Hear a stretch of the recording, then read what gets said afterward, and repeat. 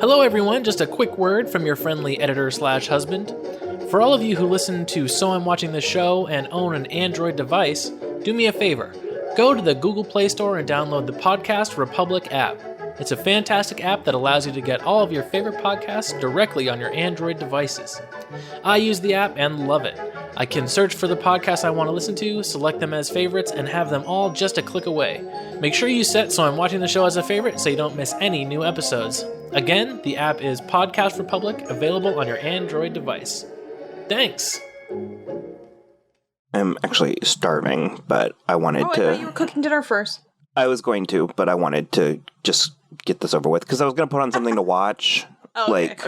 Because we need to watch Moulin Rouge. Yeah. And why'd you laugh when I said get this over with? Oh. Just because I figured that's what you meant. Oh. Well, we'll see. Let's just do that for the...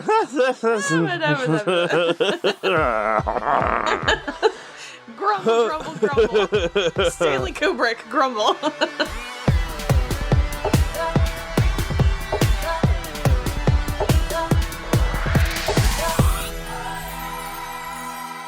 Hello, everybody. I am Will. And I'm Kristen. And this is So I'm Watching This Show. On today's episode, we are going to talk about, hopefully, more about Dr. Sleep. I would imagine. To prepare for it, we went ahead and watched The Shining, which I thought I had seen, and I certainly thought I had seen, I have vivid memory of seeing part of it. Mm-hmm. And I don't think I saw that because it was not how I remembered it. So, okay, I guess I just hadn't seen this movie. This is only the second time I've ever watched it. So, okay, when was the first time you saw it? Maybe last year. Oh, okay. That music from the opening shot of the movie is just playing in my head right now.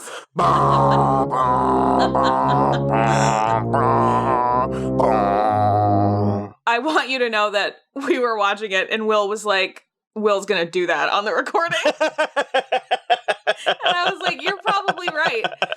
And then there's two reasons. There's two movies why that music stresses me out. And one of them is this. And the other one is the seminal Julia Roberts classic, Sleeping with the Enemy. Because her abusive husband plays that music.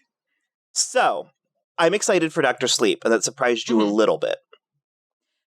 Yeah, well, because I didn't remember that it was Mike Flanagan that directed it, and I had forgotten that Rebecca Ferguson was in it, and once I remembered about Mike Flanagan, I was like, well, he did Hill House, which is, one of your favorite things from last year, and I was like, so that makes sense.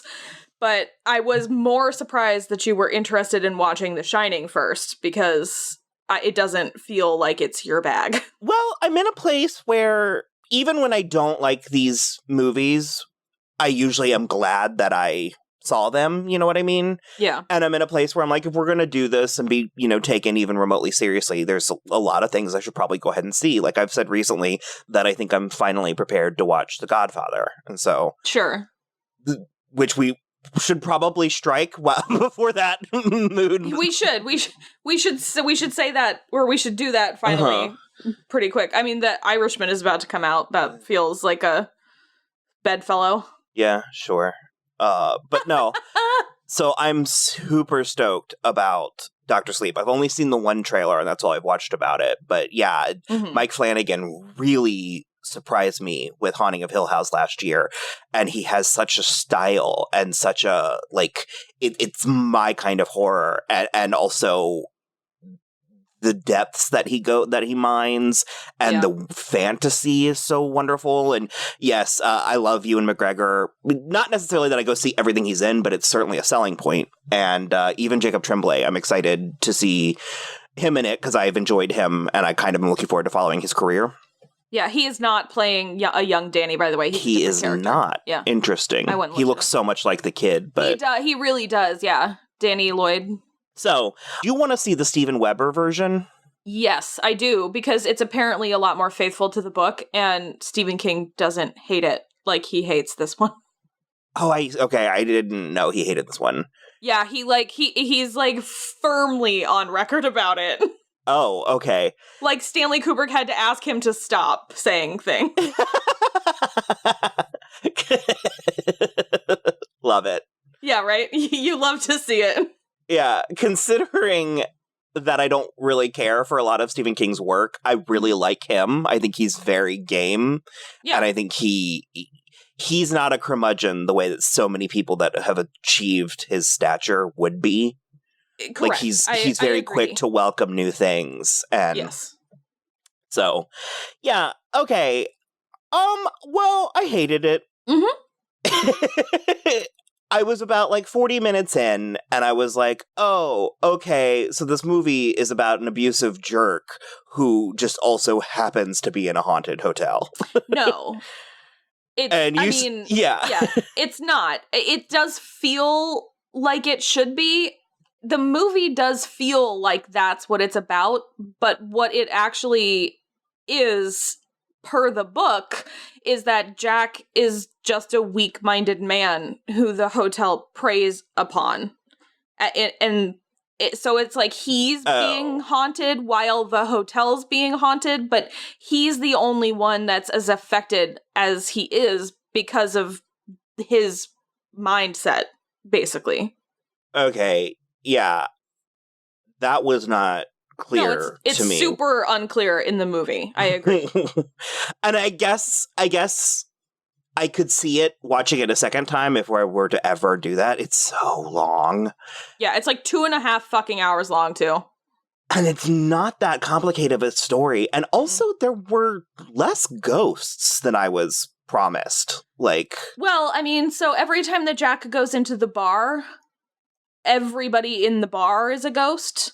No, I understand that, but it just I'm not trying to be the jerk who's like, it wasn't scary, but it wasn't to me. And granted, a large part of that is probably because it's so famous that I've already seen all of the stuff. Well, sure, and it's very tense. Like, there's the moment when Wendy finds his writing. That was the only only scene in the movie that... Yeah, you, see him watching her from behind a column while she's freaking out, and it's just, that is kind of scary, and the, dead lady in the bathtub's kind of scary, but there's so many things in the book that are straight up terrifying. I read you that whole section when I started reading the book. Or I let you read it, I think. Yeah. Yeah, and it's just there's a point where Danny is walking down the hallway and he sees one of those coiled up fire hoses on the wall and he thinks it's moving, like it's a snake. And it's like that kind of thing where you run and jump into your bed so that the monster can't get you. And so he runs as fast as he can down the hall and jumps past the fire hose so that it can't bite him, essentially. Then there's things like that Stephen King is so good at writing, that kind of tension and that kind of terror where you are also feeling the abject horror that the characters are feeling, but it didn't translate because I feel like Stanley Kubrick was trying to make an art movie as opposed to a scary adaptation of a scary book. And it's while that's fine, please do make an art movie, it's you're not doing it right. You know what I mean? It also just felt very indulgent in a very male way, the way that a lot of these movies are criticized or kind of not enough. But it just sort of, I didn't care. I didn't care about him. And it's the whole movie, I was just poor Shelley Duvall, because I know that at least I had heard you had told me that they treated her horribly on set to get that performance out of her. Yeah. It Stanley Kubrick isolated her from everybody else on in the cast. So she, in between takes and stuff, was totally by herself. He was calling her stupid in between takes in front of everybody, asking if she was enjoying wasting their time and stuff. It's just well, it's on screen. That it's in her performance. Awful. It's just the most awful thing. He wasn't talking that way to Jack Nicholson. It's unbelievable. Yeah, I don't know. I found it very odd. There's a part of me that wishes so many of these movies I could see them in their time, within the context of their time. Sure, yes. Because I'm sure it was better and or it felt more significant. But I'm sure this was groundbreaking in 1980. And it was, I believe that. It was gorgeous, but it felt so self-indulgent and and why? You mentioned earlier that the script was bad. Did you say that word? Yeah, I find the script very flat and uninteresting. Yeah. And why is there a second and a half pause before and after every single thing everybody says? Yeah, I don't like the cadence of the dialogue. I didn't like the dialogue. I thought that Shelley Duvall was overplaying it, and I thought that Jack Nicholson was underplaying it in a weird turn of events. It's just well, the scene in the beginning it's just not with for the doctor was like, "And how long has he been doing this? What did you say his name was? Tony." Ah, yes, Tony. And it's there are these just gaps in between every single thing that they said, and it was very I don't know. And for me, the score was working overtime. It wasn't scary. It was caustic oppressive and dissonant because it was just so. Well, Berlioz is dissonant. I don't know. And I furthermore, it's and I guess you already answered this because I was about to be why is it called The Shining? I was because it's not about Danny, or we get so little about what's actually happening to him.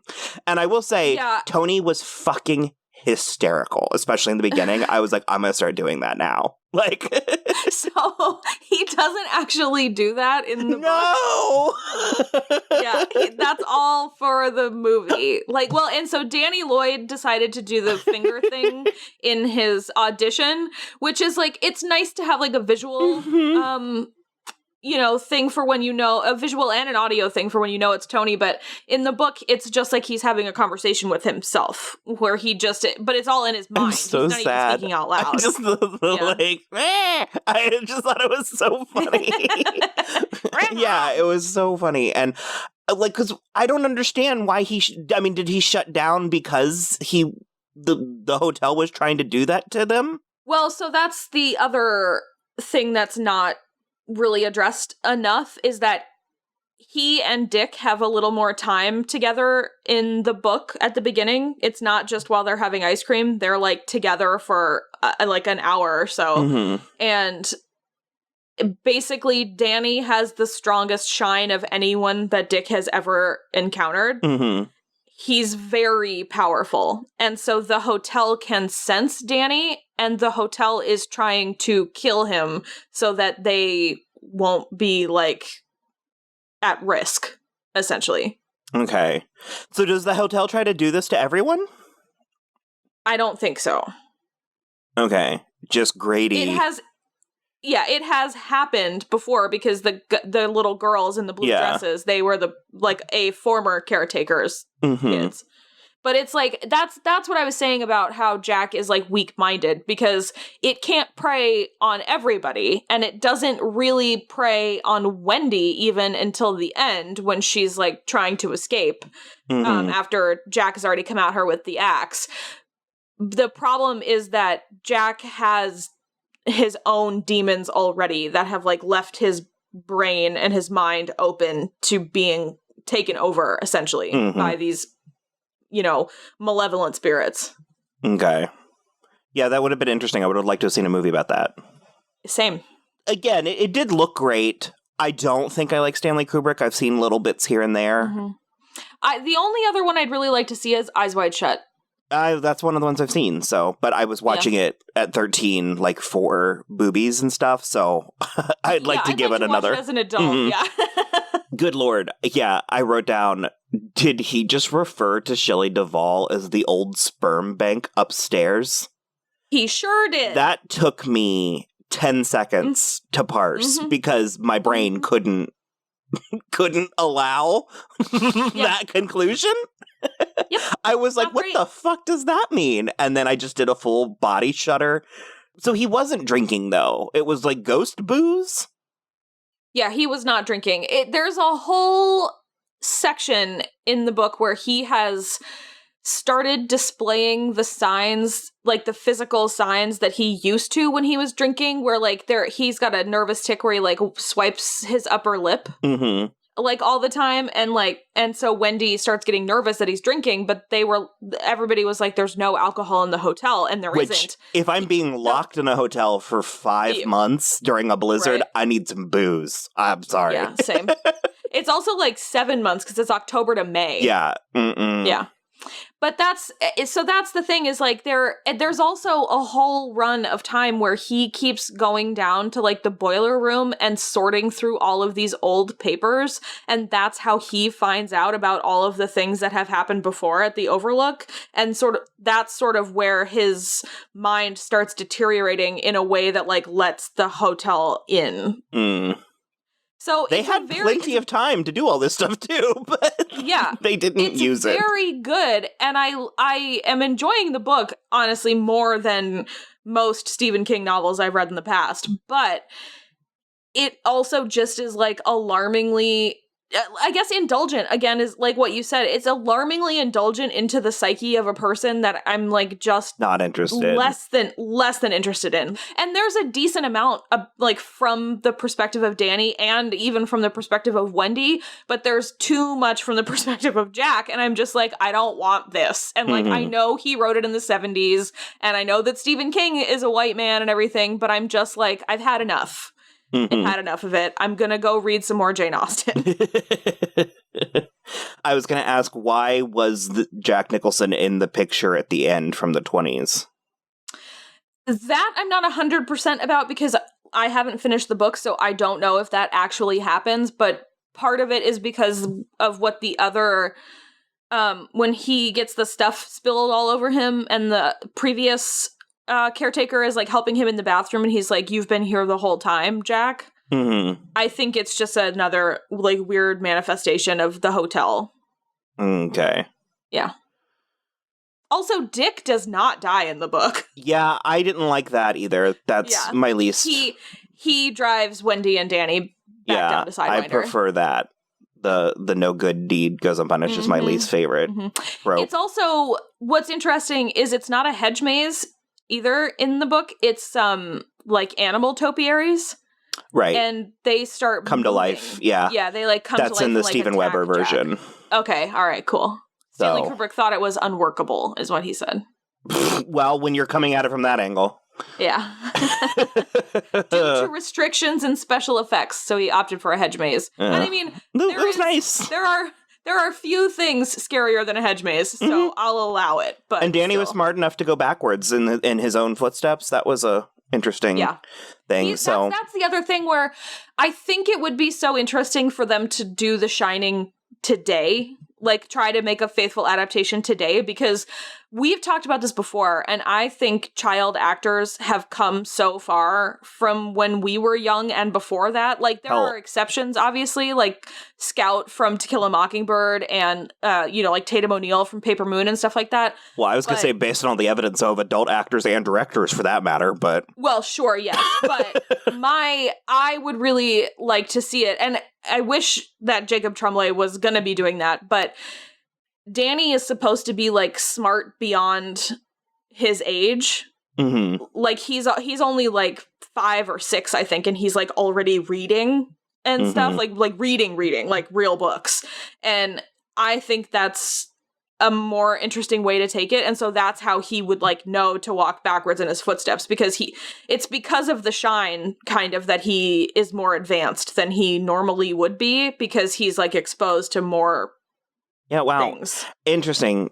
Yeah, I'm very surprised that this movie is what is The Shining, because it feels like there's more in the book. So that's the thing, is there's way more, and that's part of the reason why Stephen King dislikes it so much, because he's like, it's not my book, and you didn't make it scary, and he hated the casting of Jack Nicholson because he didn't think he was like affable enough at the start. It doesn't feel like a good man going down the rabbit hole. It feels like a man who's already halfway down the path to being crazy. I guess I'm not a fan of Jack Nicholson. I mean, he seems fine enough now, flirting with Jennifer Lawrence at award shows and stuff, but do you remember when we saw One Flew Over the Cuckoo's Nest and I was like firmly on Nurse Ratchet's side? I was like, I don't know. I've never seen that movie. Oh, well, when I saw it, and I was just like, I don't know. I was like, she's got a system. He's the one bucking it. you know? Yeah. Like, so there are a handful of movies that I love him in, and I think he's perfectly cast in, but for the most part, I think he goes too big when he shouldn't. mm-hmm. And similarly, Stephen King didn't like Shelley Duvall either because she was not as written, where she is supposed to be, well, she's like a beach Barbie blonde in the first place. And she also is supposed to be like a corn-fed cheerleader who like has never had anything bad happen to her in her life, and that's why the Overlook terrifies her so badly. But Shelley Duvall has this like vulnerability where you feel like she's already seen more than her years, and it just doesn't. It's like they just found her in that hotel. You know what I mean? Like, how long have you been here? It doesn't really work. And so in that respect, Danny Lloyd is the only one who's like properly cast in this movie, and he barely has lines. Mm-hmm. It's just very frustrating. So, okay. Well, I'm glad I saw it. And frankly, I take some stuff from it. I really do. Yeah. Mm-hmm. So, from there, we'll move on to Dr. Sleep.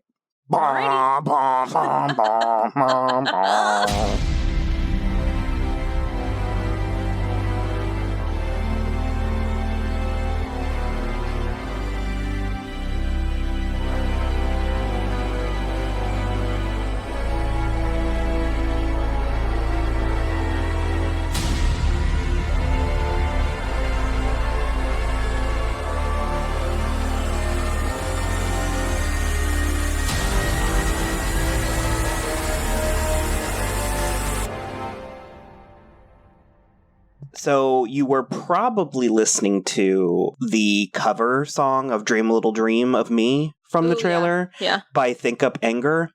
And just as a side note, I know that the ironic use, like an ironic cover song during a trailer is like the most tired cliche out there right now, but I still love it. And I'm ready for the trend to be over, mostly so I can still like it. Do you know what I mean? So you still use it later? Yeah, I think it's so good. And this one in particular is it's not quite as on the nose as like, I don't know, California Dreaming and San Andreas, but sure.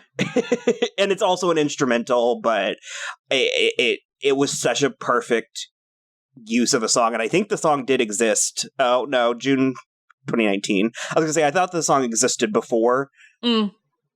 The trailer, like I don't think it was commissioned, but it has the same horn, the same. Yeah, well, that's from like an opera. Yeah, like a symphony. But it's not in Dream a Little Dream of Me, and they found a way to tie it together. So I love it. I've listened to it. I've composed a ballet in my head. It's really awesome. Great. But so, Dr. Sleep. Okay, we just saw it. Yeah. Yeah. Are you going to ask me a question? Well, what did you think? I liked it a lot. Way more than The Shining. Oh, so much more than The Shining. Holy shit. Like, I was about to be like, they're not even comparable, and they are, because for me, as someone who didn't enjoy The Shining, this sort of retroactively fixed all of my issues with The Shining. Well, yeah, I mean, it's sort of like if only we had Mike Flanagan back in the day. On a real winning streak, I guess I have to watch Oculus. Yeah, we should probably also watch Gerald's Game. I did. Or you did, I did. Mm-hmm. That's right. I fast-forwarded through Gerald's Game. I watched some of it. I can't handle the dog. But the Oculus, I remember seeing the trailer for it, and I don't think I have ever shivered the way that I did when Karen Gillan bites into the apple. Yeah. And then she pulls her hand back, and it's a light bulb. Uh-huh.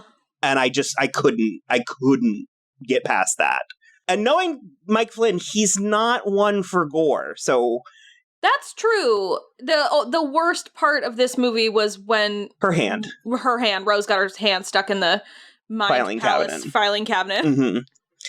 I really, really liked it. I will probably go as far as to say that I loved it. I was just sort of fascinated. I knew very little about it. I only watched the first trailer, and the first trailer was more atmosphere than it was story-based. And so that's one of the things I was the most excited to go into, knowing, I mean, obviously it's like I knew he was grown-up Danny, and I knew Rebecca Ferguson wore a hat and was a bad guy, but that was pretty much the extent of my knowledge going into it. And I feel like I've said this a lot to the point where it's making me rethink horror. And it's like, though we're movie buffs and we love film and have watched it and even studied it our whole lives, doing this podcast for the past 2 years has forced me to think more objectively about film and storytelling in a way that I didn't when I didn't have to report back to someone. Right.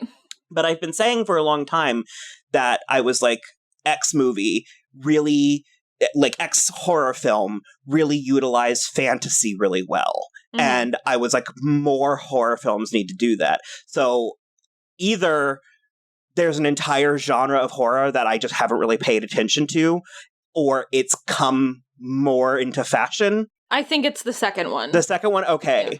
Because there are some that are kind of fantasy, but it's like, fantasy is different than like a haunting.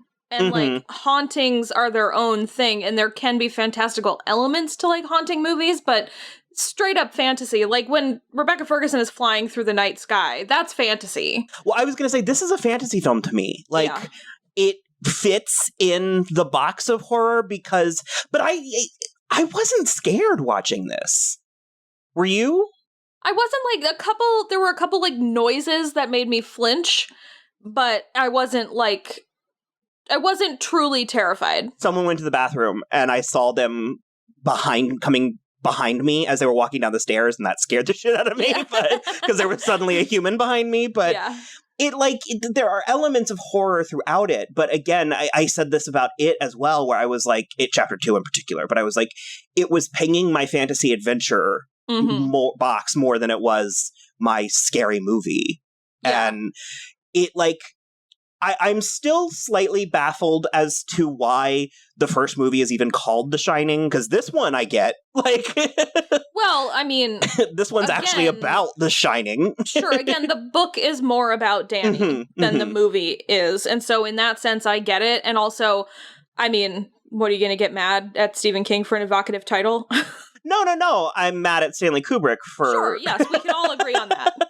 We're all mad at Stanley Kubrick for a myriad reasons. And so that's the thing that it's like, we've said for a while, you've said several times that you don't like Stephen King because you feel like he's never met a good person in his life, blah, blah, blah. Okay, I do want to say that there are Stephen King properties, specifically ones where I haven't read the book, that I do enjoy more, like The Shawshank Redemption and Stand By Me and The Green Mile. I really like all of those, and it's because the people who are bad get what's coming to them, and the people who are good get redemption. Yeah, he's so fiercely famous as a horror film writer, and I was like, maybe I do like him. Maybe I like his fantasy, his world building and mythos and all that. And it's like, there's a shitload of that. I mean, his books are famously super duper long. Yeah, that's true. And it's also, I have no issue with his world building or the stories that he tells, because they're generally very interesting. My problem is the characters. There's always that one character. It's Ace in Stand By Me. It's whatever his name is, like Scruggs or something, and the sisters in The Shawshank Redemption, and it's the one fucking dickhole guard in The Green Mile, and then there are like so many others and all the other stuff, but there's always a character who's like the biggest cock in the world, and they ruin everybody's lives, and then sometimes at the very last minute they get their comeuppance, but like sometimes they don't, and that's what frustrates me, is the times that they don't get their comeuppance. This was an adventure for me. I really enjoyed it. It was beautiful to look at. It was so Mike Flanagan. Yeah. I'm curious to watch his career, because I think, though I love everything that I've seen, I think he might have to evolve a little bit, but I'm not certain. I was thinking a similar thing, not necessarily in a storyteller thing, but visually I think he'll have to evolve, because those shots of the Overlook Hotel at the end of this, where they're all boarded up and the light is coming through, I was like, well, that's just Hill House. When like Nell goes back and then Luke goes back, it just looks like the red lights shining out of Hill House. And so I was like, I get it, and, that's part of your bag, is your visual flair as a director, but I agree with you. I think visually a little bit of evolution coming along the way would be nice. I mean, if he's like a Tarantino where he does like 8 things, then not necessarily. Yeah. But because it's an oxymoron, but there's like a green, but also like a warm green. Yeah. Like sheen to everything. There's just this gloss, kind of this warm greenish gloss over all of his like productions that it's almost like the quality that light has going through water. Yeah, that's without the gotta be because it's like that's what I'm drawn to the most, and I call it the Mike Flanagan effect, but the highlights. I love all the highlights and stuff he manages to work into things. Do you have any more broad things you want to state? I guess before we get into spoilers, I'm going to go ahead and say highly recommend if this is on your radar or remotely your brand. If it's not, then probably no. There is one in particular, but several upsetting scenes involving children, like harm to children. Yeah. So if that's something that you can't handle, then run far away and don't ever look back. Yeah, I agree. The one in particular is on top of that involving Jacob Tremblay, who most people are familiar, film people are familiar with him. Yeah. And in a weird way, I think that helped. Yes. Because I was surprised it was such a small part. I was like, oh, they pulled him out for such a small part. And then I thought it took the edge off for me because I was so familiar with him as an actor and a live and still growing boy. Sure, of course. Yeah, I know that he's okay somewhere. I found the Stephen King thing. He apparently saw it and he said, Mike Flanagan is a talented director, but he's also an excellent storyteller. The movie is a good thing. You'll like this if you liked The Shining, but you'll also like it if you like Shawshank. It's immersive. Mm-hmm. And I just was like, given how much he hates The Shining, I think that's high praise. Mm-hmm. Oh, he loves Mike Flanagan because he called Hill House as close to a work of... Oh, shit. It's in the other room. I don't remember. He said it was like as close to perfect as something can get or something to that effect. Yeah. It was very hype. It's on the cover of the Blu-ray, which I am listening to. Well, going back into what you were... The commentary. It's not just the Blu-ray. Given what you were saying, or going back to what you were saying about Jacob Tremblay, that was the piece of trivia that I wanted to read to you. Mm-hmm. It says, according to Mike Flanagan, the performance of Jacob Tremblay during the first take of his death scene was so intense that it surprised and scared the other actors, including Rebecca Ferguson, who was so horrified she was stammering and couldn't get her lines out. When the scene was over, a grinning Tremblay jumped up, covered in fake blood, high-fived his father, and walked over to craft services to get a snack, leaving Ferguson and the rest of the cast shell-shocked and traumatized. That checks... Okay. We've talked about this before, but kids are smarter than we give them credit for. Well, kids are smarter than we give them credit for, and child actors today are like a different species than child actors like before the 90s. There's something they can, and I think it's because they're still growing in the unknown and all that, but it's like they can tap into that sort of primal fear. Yeah. In a way that, because I remember even just playing pretend as a kid, and I remember being like 9 and be like, we're going to go to some dark places, so buckle up, motherfuckers. Like, with the neighborhood kids, like. And so I feel like something like that, not all kids, but in a weird way, certain kids, I feel like it's a piece of cake for them, because it's all pretend in the way that adults were processing it on a more real level. Sure, like, I imagine for a moment Rebecca Ferguson was like, I hurt this child. What am I going to do? But, yeah, so for those curious, that's the big scene in the movie, I feel like. I mean, the whole movie is great, but they are Rose the Hat, who is a great character. She's the villain, and she's the head of, like, a caravan of, like, ageless gypsies that, like, scour the earth looking for shine, looking for people to eat, and they live off of their essence. And we see it in the beginning with little Violet from... Isn't her name Violet, too? Violet McGraw? Is that her name? Something like that, yeah. Little Nell from Hill House. Yeah. And, but we don't see them take her. Like we see them convene on her, but converge? Both, I guess. Yeah, converge is better. We see them come down upon her. And that's it. It kind of cuts away. And so in my mind, for like the first... hour and a half of this movie, I was like, I might be buying what Rose is selling, because it's like, If it's just, Snow White and the Huntsman, like, and then the kid just is like, plop. You know what I mean? It's like, whatever. Sure. It's sort of like Thanos that way. It's like, in theory, you're making good points. In execution, I don't care for it.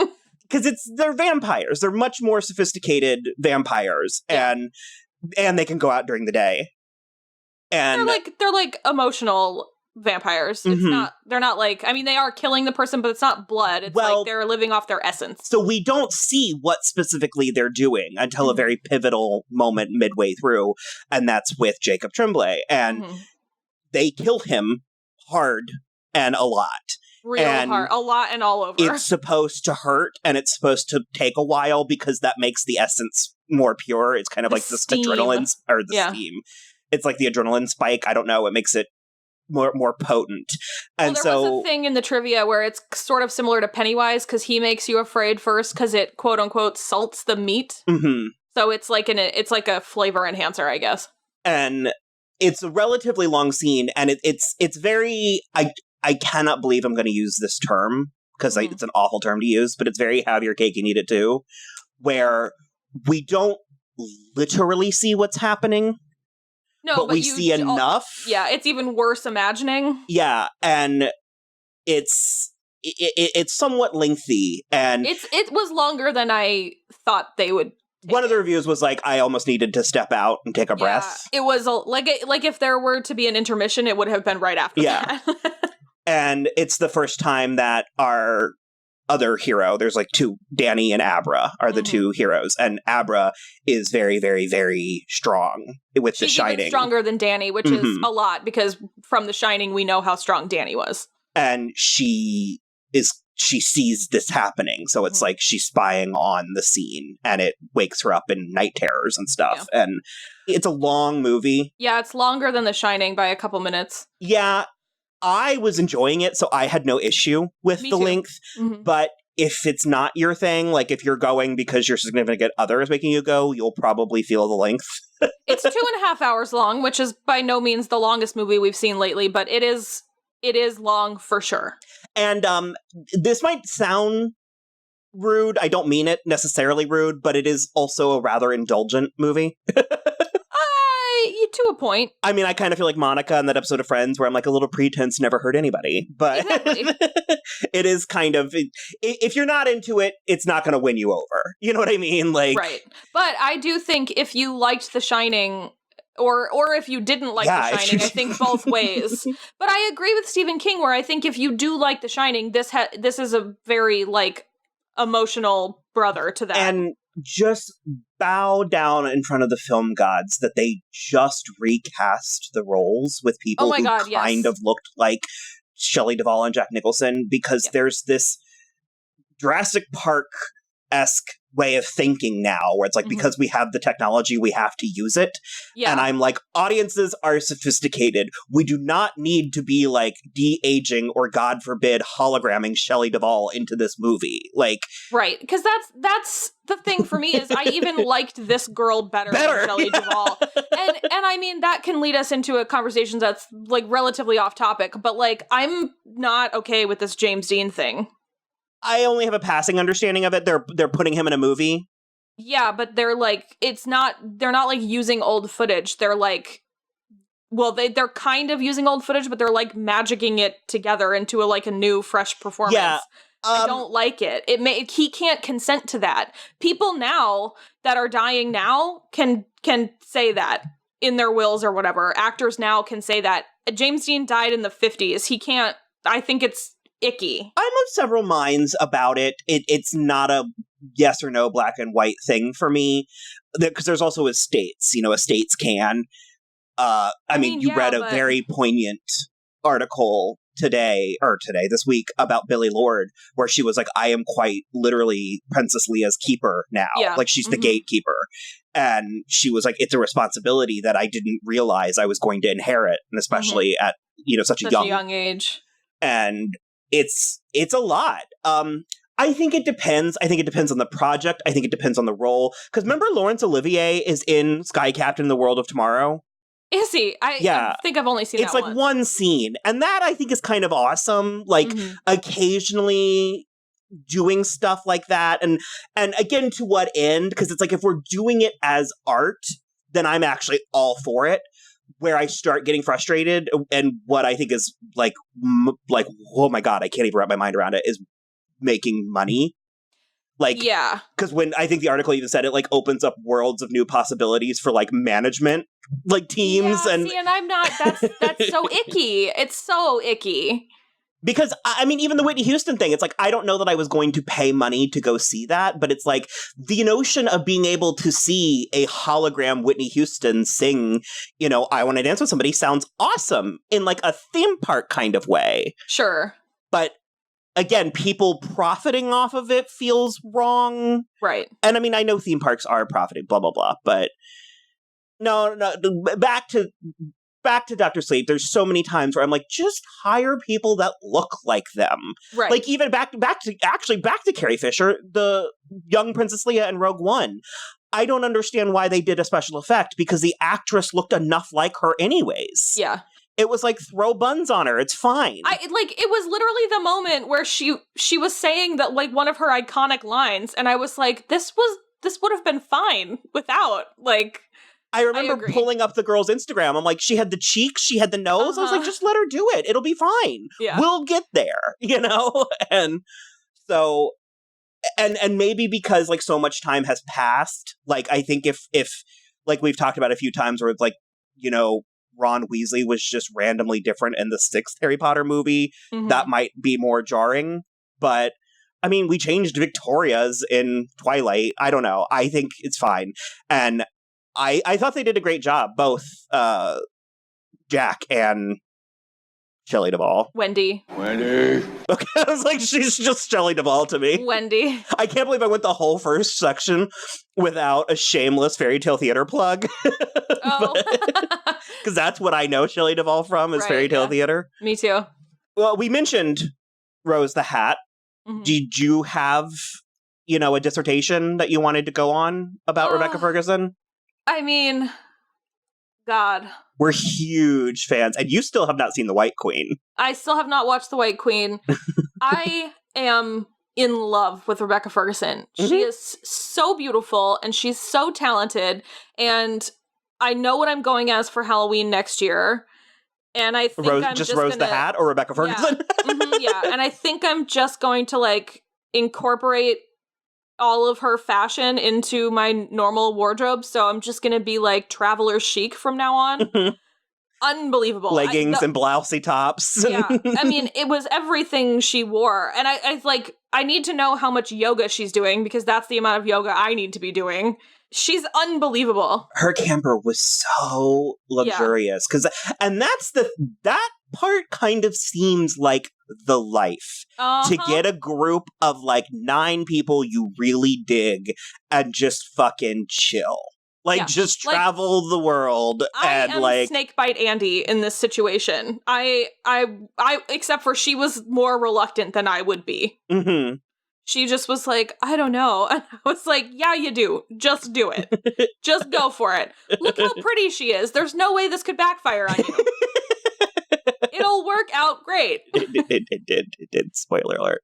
It worked out great for a while.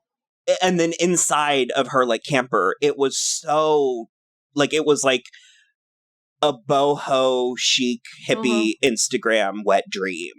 Like, I told you, it's traveler chic. She had that bathtub, it wasn't a clawfoot bathtub, but it was... No, because it was, like, recessed. It was, like, in the... but it evoked that kind of grandeur. Yeah, I'm just bummed she wasn't in it at any point. Oh my God, how did we not get that? Yeah, we didn't get a Rose the Hat in the bathtub scene. I remember, For which I am now suing Mike Flanagan. So I love Ewan McGregor, and I also, not that this was really all that much of a shock, but I do like by the end that Rose just was, like, wowed by what a piece he is. She just kept on calling him handsome. Mm-hmm. Because, he was very down on his luck in this in a way that maybe not everybody would be objectifying. Sure, yeah. She was just like, my, like, look at you, handsome boy. And It was so funny. There was that opening shot of him sleeping, and I had that thing where I'm like, this is Ewan McGregor we're talking about. I was like, I wonder if we're going to get any nudity. And that literal scene we did, and it wasn't anything good, but... Just a butt. And it was a little undercut by, like, the dead woman next to him. Sure. I mean, we should probably... I know you've seen it already, but there's a old movie that he was in called The Pillow Book. Mm-hmm. And he's naked, like, 98% of that movie. But he was great. His accent, as far as I could tell, was fine. Do you? Yeah, it was fine. You're the accent person. And also, Danny is not from New England, so that he doesn't need to be putting on a New England accent. So his American accent's fine. He's done it before. He sounded like Jack Nicholson. A couple times he did, especially where was it? He was like smiling and like sort of laughing, talking to somebody at one point. That was the most that he sounded like him. Loved Billy. Miss you, Billy. I'm kissing the sky, pour one out. And Cliff Curtis. Where do you get off Cliff Curtis? The second he was like, I need you to come with me, I looked at you and I just said, "Aw, bye, Billy." Bye, Billy. It just, I guess that's the Stephen King, like the... Yeah. No good deed goes unpunished, but that's not quite no good deed goes unpunished. But I also love this thing that like some directors are doing now. I want to say Mike Flanagan did it in Hill House, but I can't. Somebody did it recently that we were both like, thank God. But that they just skipped over the like hard scenes, like him convincing Billy. Oh, yeah. That like was we didn't great. have to watch him sell Billy because we don't care. You know what I mean? Like the audience. And the thing is I feel like we got enough of it kind of telegraphed that like after the scene where he presumably does that, Billy is still not 100% convinced. Well, he's like, I can't decide if because that cracked up the lady next to Will. Yeah. It was a funny line, but he was like, I can't decide if I want you to be right or wrong. He was like, because if you're wrong, then you're like crazy. And he was like, and I can deal with that. Yeah. But he's like, if you're right, I gotta rethink a lot of things in the world. The thing I liked so much about that is that because he's still a little bit unconvinced, we do get the moment, we do get that moment, and we do then still get the moment where he's like, oh, now I believe you. Like, I can see it now, I believe you, but you're right, we didn't have that horrible moment where he's like, bullshit, Danny, and he's like, no, seriously, like, I promise, blah, blah, blah, blah, blah. And you're right, skipping that scene is, like, always better. Well, again, it's information. The joke is that they are like, sure, whatever, let's go. Or, I mean, if there's content to mine in the conversation, sure, but it's like, that's boring for an audience to watch something that we know to be true, to watch someone to fight it, you know what I mean? And it wasn't the bleakest thing in the world, because I was a little bit relieved when Abra's mom left, because I was obviously concerned for her parents, and her dad deserved better. That's another one, pour out. Yeah, I was really bummed about that too. I was hoping we were going to get out of that without it. But I'm glad that she was left with her mother, Rashida Jones 2.0. Yeah, because she was reminding me also of a brown-haired Meredith Monroe. Oh, and Abra's house. Oh my God, it was so beautiful. Fucking nice. I don't know where those houses exist in New Hampshire, but I'd like to go there. As much as I was irritated that The Shining, I'm like, why would you call that story The Shining when The Shining has so little to do with it? I really liked this called Dr. Sleep, even though that has so little to do with it. Well, so it is, I think, a bigger deal in the book that is what he does, that's his job, sort of like helping people in hospice. So the other people, so the hospital knows? I don't think the hospital knows, but I think it's like gone round to the patients. Okay. I would imagine Bruce Greenwood did, but maybe because he found his watch or whatever. Apparently that office where he takes him and he has this little interview to work there is the same office that Jack has his interview in the first one. The second you started saying that, I was like, yep. Yeah. And the kitty was so pretty. Azzy the cat. Yeah. I like cats. That's weird. I don't. You to say. But that kitty was. Because I know that you don't, and you're also allergic. The second that they showed the cat, I was like, oh, it's one of those death cats, which I think is so sweet. But I buy into all that shit, like the Tyler Henry and mediums and the OA and all that. So what is a death cat? That's like a specific thing? It's like Just that animals know? There are some cats and dogs that know, and so that's one of the reasons why they put them in those hospice stuff. And sure. It's been on like the special interest stories on the news where it's like there was a cat that it was like 20 patients in a row. It would go visit them the night that they were going to die. And oh, wow. According to like, if you buy into any of that mysticism, it's because so you're not alone. Because you're not supposed to be alone when you pass over. Someone should be there. That's especially interesting that animals do that, because animals notoriously like to be alone when they pass. Mm-hmm. Like wild animals will go away alone to die. But we don't, so. Well, yeah, no, I mean, it's just interesting. But they're conduits, but especially cats, more so than dogs, but... Dogs are too dumb. Dogs are there for the therapy. Cats are there to watch over you as you pass. They just want to eat your face. Sure, yes. Yes. I wanted to talk for a minute about Abra. Okay, we did gloss over her. Very good. The actress's name is Kylie Curran. She was, first of all, super cute. Mm-hmm. Like, cute as a little button. And I thought she did really well, especially, I guess Ewan McGregor doesn't get like a lot of play, people talking about how good he is, but I have always thought he's very good at his job. And so like going up against Rebecca Ferguson and Ewan McGregor, I think it's really impressive when this is her second project ever. And so I think it's really impressive when people who are so young and so untested do so well against really seasoned professionals. I think I've said that multiple times before, but I was really into it. I thought she was good. And she was very vengeful. and I enjoyed that too, because she kept on saying things as they are like working through the members of the knot. She was like, I hope this hurts you. Like a lot. Like, I'm glad that you're in pain. And Rebecca Ferguson even addressed that, where she was like, there's darkness in you. Just imagine what we could do together, kind of a thing. And I really appreciate that. And I especially really appreciate it with female characters. Oh, yeah. The Dark Abra would have been cool to see. Yeah. And I was going to say that, where it's like, it's not shocking at all that I liked this movie so much more, given, I mean, if there was like a list of check marks for me to like something, this has like 6 out of 8 of them. You know what I mean? And the female presences in this were more and stronger. And yeah, because I mean, as much as I like Wendy in the book a lot more than I like Shelley Duvall's performance, which is not Shelley Duvall's fault. It's Stanley Kubrick's fault. Well, she's there to be terrorized. Exactly. That's not what I'm here for. Yeah. I don't like to watch women that are on screen to only be terrorized. And so it's like, while Abra is terrorized a couple of times, that's not her only character trait. And even to that end, Rose the Hat is terrorized a couple of times. Yeah, the whole fantasy sequence between the two of them, when Rose flew into her room, and like I loved there were so many lines of, in particular, Rose's dialogue that I just loved the words, the specific words she used.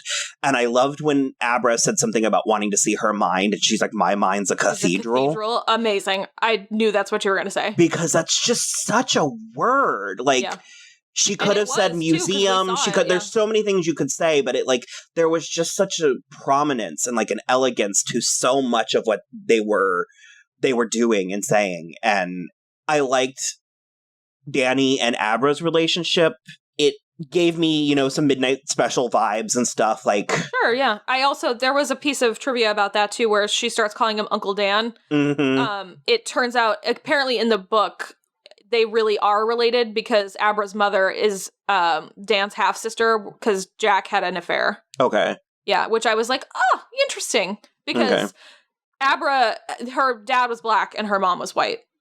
Oh, well, she looked mixed, but yeah. She did look mixed, but yeah, but that was the casting that they did. And so I was like, so it could still be, you can still read that into it, but they don't put a button on that they're related or anything. Well, the first time that she talks to him, and he's like, in this day and age, he was like... Yeah, he was like, I can't just be sitting on a bench with a teenage girl. Yeah, but it's like, I just hate that's a thing, because it's like, we can all learn from each other. You know what I mean? It's like, I don't know. I wish preying on children wasn't a thing. I've got a hot take. I'm going to blow everybody's mind. Preying on children is bad. Yeah, I really, really just enjoyed going on an adventure.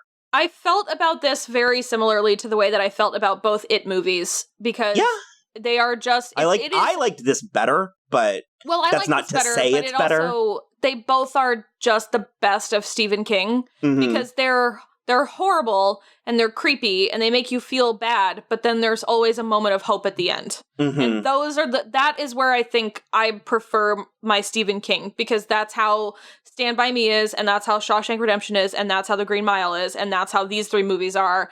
I don't feel like I'm that kind of person who's like, everything has to have a happy ending, as evidenced by the fact that I kind of enjoyed The Lighthouse.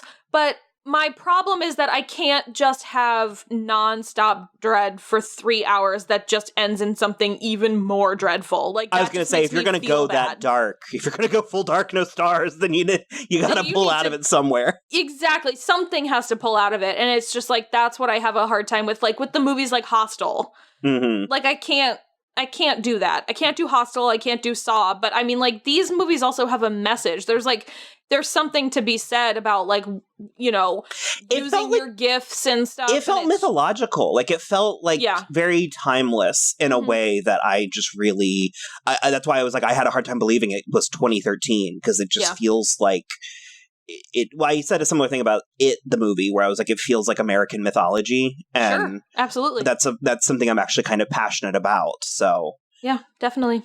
There were just like a couple other little casting things. One of the caretakers from Hill House was one of the members of the Knot. He's that was kind of cool. He's in Gerald's Game. He's one of Mike Flanagan's guys. Mike uses the same people. Yeah, I know. I like that a lot. I think I like when actors or when directors go back to the same well, especially like it's one of the things I like the most about Ryan Murphy. There was no Carla Gugino though. No Carla Gugino in this, but she's pretty great. But Rebecca Ferguson, Rebecca Ferguson did a way more nuanced job of Rose the Hat. I think I want her to be a bigger deal, and I don't actually. We just talked about this. She just has like a Guinevere quality, like. Because she's obviously beautiful, but it's like beautiful in a like behind glass sort of way. Sure. Like a very regal. I don't know. All I can think of is the gif from the premiere of The Greatest Showman when Binge and the 2 writers like walk up behind her and they're like gay flailing, just being neat next to her. Yeah, no. Because didn't you say there was like a troupe of gay guys that came into the theater? Yeah, so you went to the bathroom and then they were all bears too. Oh, just like 7 or 8 bears in like separate couples came in the theater all together, and I was like, damn, what are all these gay guys doing here? And I was like, Rebecca Ferguson. I was like, yep, that makes sense. I was like, never mind, I get it. And she delivered for them, I think. So she was good. She was interesting. Very good, yeah. And I appreciate the take, because she wasn't Maleficent. You know what I mean? Like, it wasn't comically evil. I was gonna say all the Shining stuff is at the end. The whole third act is The Shining. And sure. That was one of the things that I liked, is that it was, again, had its cake and eat it too. Yeah. It was both its own thing and a sequel to The Shining. I'm glad you brought that up, actually, because there was a moment, I think it was the second time he was talking to Dick, when it really explained The Shining. And I was like, man, you can save yourself 2+ hours and just watch that scene of Dick explaining like why it did what it did to Jack specifically, and it was because Danny was there and he was like an all-you-can-eat buffet, but it preyed on Jack instead of Danny, like, directly. And I'm just like, you know, this is why you sometimes can't get auteurs to make everything, because they just like make it into a circle jerk about themselves instead of actually telling the story. So I'm glad you brought that up. So yeah. Okay. Well, obviously, we really recommend Dr. Sleep if you did or didn't like The Shining, and if you've liked any Mike Flanagan before. As always, you can follow us on Twitter, @SoI'mWatching, Instagram, @SoI'mWatchingThisShow. We're also on Facebook and Tumblr, So I'm Watching This Show. I suspect there will be some Hector Berlioz on the Spotify playlist. And other than that, you can rate, review, and subscribe wherever you listen. And that's it for us. Bye! Boom, boom, boom, boom. Boom, boom, boom.